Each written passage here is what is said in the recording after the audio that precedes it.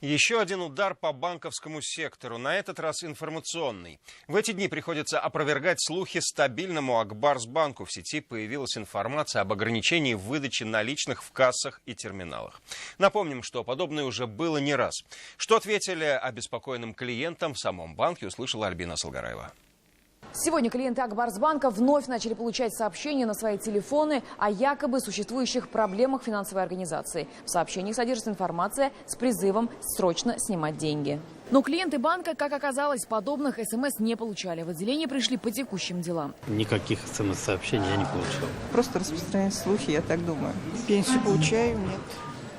Абсолютно ничего не получала. Очередей в кассы не больше, чем обычно. Все банкоматы работают. Особой суеты не наблюдается. Но слухи, как выяснилось, дошли до руководства банка. Информация недостоверна. Спешат они сообщить своим клиентам и успокоить их. Это очередная волна сплетен. Никакого отношения к реальной действительности это не имеет.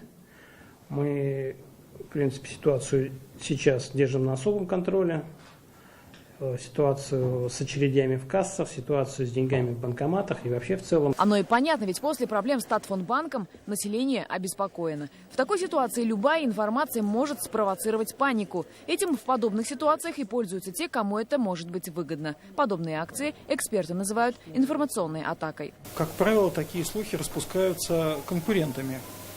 Потому что в любом случае, если проблемы возникают в одном банке, и клиенты начинают уходить из этого банка, то они приходят в соседние банки.